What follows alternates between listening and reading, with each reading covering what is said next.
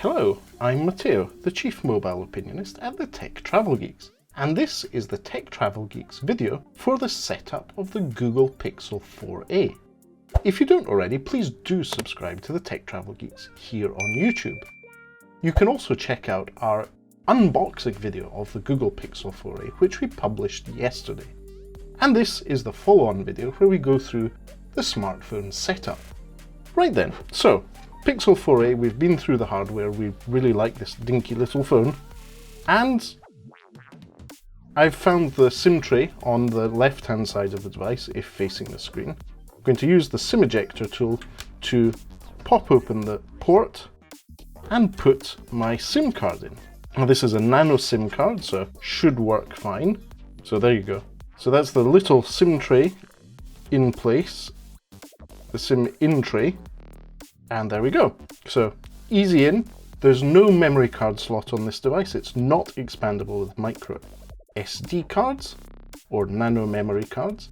Let's turn the screen on.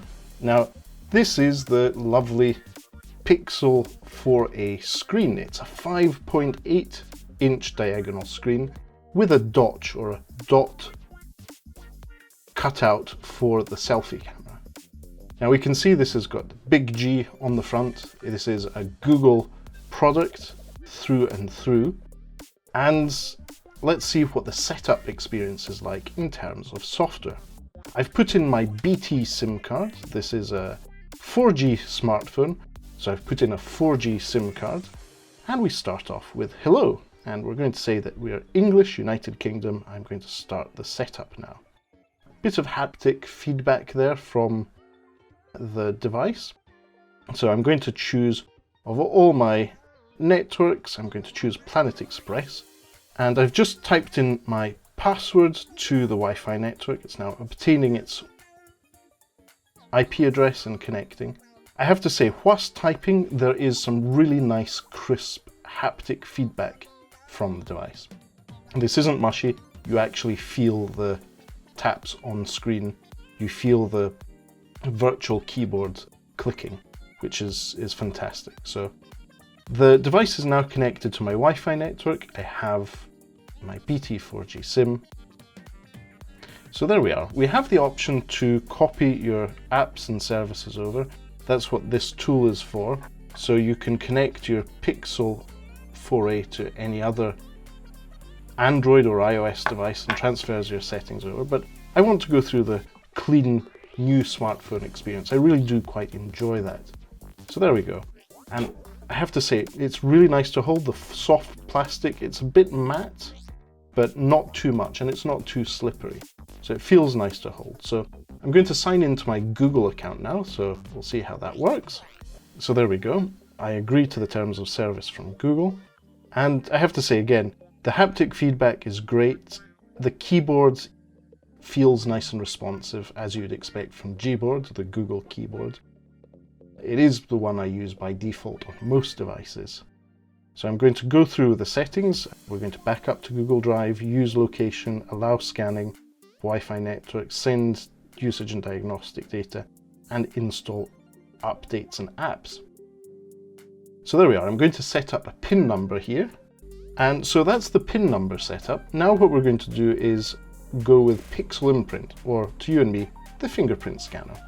Your fingerprint may be less secure than a strong pattern or pin, and I'm okay with that. The convenience in this case is worth it. So I'm going to go for next, and now it suggests that we touch the sensor. So this is nicely ergonomically placed for scanning your fingerprint scanner, and you have to lift and touch again, and then it records your fingerprint reading. Just for good measure, that's that done. So we're going to continue setup and see what other features and services the Pixel 4a offers. So voice match, this is something that I use for activating my devices, whether they're smartphones or in this case, or the Nest devices I have at home. So I agree to that. Now, because I have my Google Assistant voice match already stored by Google, I don't need to go through the Hey G phrases 3 times. It's already stored there. So great. I'm going to enable, in this case, my Google Pay card so that I can pay for things using Tap to Pay in the UK and other countries. And I think we're done for that. So identify music around you. This is the really cool feature that Pixel devices have that essentially sits in the background, listens to music, and then shows you on screen what is playing in the background. So it's really cool because it's all done locally. There's no data sent to and from Google. So I'm going to turn that on. It's something I really want. Font size is good for me. Additional apps are okay. Let's keep the display always on. This is something that I think I'll try on the Google Pixel 4a. If it gets annoying, I'll switch it off. So this is the always on display. Change wallpaper. Let's see what we have as default. Okay, by default it's Eclipse. In this case, the colors change according to your battery life, which is really quite cool because if you think about it, it's an AMOLED screen. It uses less power the more black there is. So that's really quite a cool feature. I'll leave that on. Cool. So we're going to set that. Fantastic. So that's finished for now. You can get more tips and tricks. I'm all for that. Thanks for suggesting that, Google. And there we go. We're pretty much done. This is going to give us a quick tutorial on what gestures are like on the Google Pixel 4a and how to switch apps. That's swipe and hold. And then go back is a swipe from left, which is fantastic. So we're ready to go. So let's swipe up to get started. Here we are. So you can see here is the Google Pixel 4a setup. Tap for tips. So there's lots of nice tutorials on how to make the most of your Google Pixel 4a and where to get key apps. Now you can see at the top here they are already updating. There's completing setup. I'm already getting Liverpool versus Arsenal updates. That's sports ball for those who aren't interested, so we'll leave that as it is. Let's have a look at the Google Play Store. Now, as I said, this is a dinky smartphone. It's nice and small. It has a 5.8-inch screen corner to corner, but it feels really small when compared, for example, to my Pixel 4 XL. So nice and compact with a decent 3000 mAh battery. We'll see how that performs in the long run. But let's see, of the apps and games out there, what updates are required. So it's already updating a few of them. Now you'll see there's a lot of updates here. These aren't necessarily apps, they're services that Google can update independently of the Play Store. If you look at the actual apps on the phone, there's not that many there. So you'll see this is a Pixel device, it is very minimal. We've got calculator, calendar, camera, Chrome, clock, contacts, dock, Google Drive, files, and the cool thing is there's not that much extra over and above the very basics. Now, no sign of Google Play Music. It is now October 2020. This is a video we're recording on the 1st of October, the day the Google Pixel 4a is launched in the UK. And so that's gone. YouTube Music is my music player going forward. I've already transitioned. I've said my goodbyes to Google Play Music. It's all done. And so Google Pay we set up. Google Podcast is the default podcast application, but I'm going to go with, in this case, my favorite, which is Pocket Casts. Now, one of the things that I think the Google Pixel 4a is going to be great for is that Courage port at the top. It has a 3.5mm audio jack, and I think that's really, really useful. Having the choice to be able to plug in a set of wired earphones to me is very, very important, especially when traveling. Because you don't want to sometimes have to deal with charging or recharging an extra device. You might just want to stay on the safe side and use a wired headphone, and also maybe save some battery on your device itself. Bluetooth can drain batteries faster than just a 3.5mm audio jack. So I'm going to install the COVID-19 exposure notifications app. That's the Protect Scotland app, because I'm living in Scotland at the moment. This will be a device I use on me every day, so that's great. What else shall we install? Obviously, you can follow the Tech Travel Geeks on Twitter. I am an avid Twitter user, so I'll install that. Another suggested one is Instagram. I do post pictures to Instagram quite a lot. And TikTok, yes, I'm down with the young people. Hello, fellow young people. What else? Reddit, yes, I use Reddit as well. Let's install that. So definitely a lot of apps to install if you are setting it up as a new device. There may be a lot of things that you need to add. Netflix, this is great. Let's have an install of that. We can put the device through its paces with regards to video. But the screen so far looks really, really nice. Let's just check out what, say, one of the Tech Travel Geeks' recent drone videos look like on here. You can see my awesome search history here, but we're going to go for Tech Travel Geeks drone. So there we go.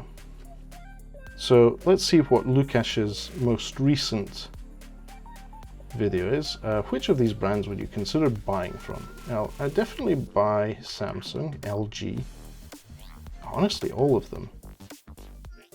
So here's our video that we published a while back. Actually last Sunday, filmed on the Are Both Things. I like this video on my other account, but let's see what it looks like here. So auto rotate is off by default. I'll switch that on because it's something I do use quite a lot. And you can see in this case, it's a 16:9 aspect ratio video, so you don't get the cutout. That's not an issue. So that's great if you're watching content as it is. But if you pinch in, you fill the screen, and you do get that little cutout at the bottom left if you're holding it with the main speaker to your right.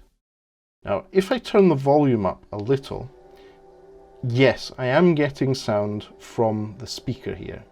So it is stereo, but there is, say, a little bit less coming out of the left-hand side. That's not really an issue for me because I will be using this device with headphones when watching content or listening to content. What I will say is that the volume is not at maximum, it's almost there, but I'm getting quite a lot of vibration on the back of the device. That unapologetically plastic back is vibrating, which is fine. I'm sure that that's what it's meant to do.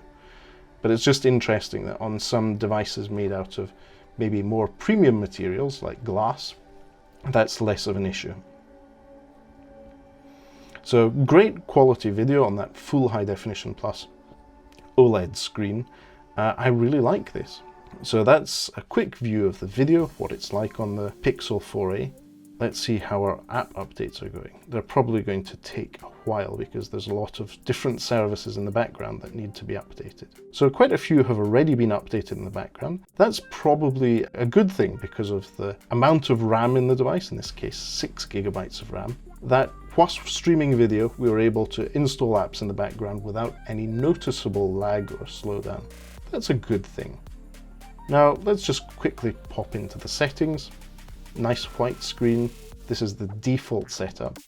I, at this point in life, prefer the dark theme. I'll switch that on. This, in my view, is personally more pleasant, but more importantly, it saves battery life. This is an OLED screen, so wherever there's black, the pixel is actually off. So you're saving battery life that way. And we'll see about phone. This is the Google Pixel 4a. It is Android 11 out of the box here in the UK as it's launched. Let's have a look, see if there are any Android 11 updates available. It's already updated to the 5th of September security patch. At this point, we expect the next security patch to be released on the 6th of October 2020, but we'll see how that goes. So that was a very quick walkthrough of the setup process for the Pixel 4a from Google. It's a nice little handleable phone. It's not too big, lovely screen, lots of screen to the front of the phone, and I have always on display on. The fingerprint scanner is nice and responsive. If you swipe down, oh no, I haven't enabled that. Let's see how to enable that. You can use the fingerprint scanner on the back to pull down your notification shades. Let me see. The good thing is in the settings you've got search, swipe fingerprint. Here we go. So you can swipe down for your notifications. So in this case, I'm going to go and do a gesture on the fingerprint scanner, and it pulls down my notifications in quick settings, which is awesome. And as you can see, I've got Pocket Casts installed. So I will be using this device over the coming weeks. We'll be doing maybe a few videos in the middle before the final review of the Google Pixel 4a. In the meantime, we'll probably be releasing a few videos about cases and accessories for the Pixel 4a. We'll also compare it to similarly priced devices on the market at the moment. So, for example, the OnePlus Nord, and maybe even the Oppo Reno 2 that we reviewed earlier this year. That now sits in the same price category. Another thing we also plan on doing is later on doing a direct comparison between the Google Pixel 4a and its new sibling, the Google Pixel 5, that both our Chief Aperture Officer Lukasz and I have pre-ordered. If you think we should, we can also do a direct comparison with its older sibling, the Google Pixel 4 XL. This is a device I purchased last year. It's not something I was too happy with, but we can do a direct comparison and see how the two perform side by side. So, as I said, that was our quick setup video of the Google Pixel 4a. We will be back soon with more content about the Google Pixel 4a. If you don't already, please do subscribe to the Tech Travel Geeks, and thank you for watching.